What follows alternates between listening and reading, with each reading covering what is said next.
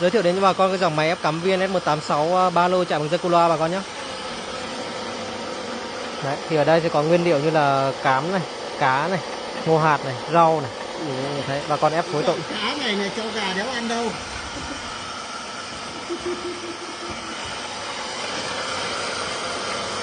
Cám đây bà con nhé. Này, viên cám nó rất đẹp bà con nhé, rất mịn.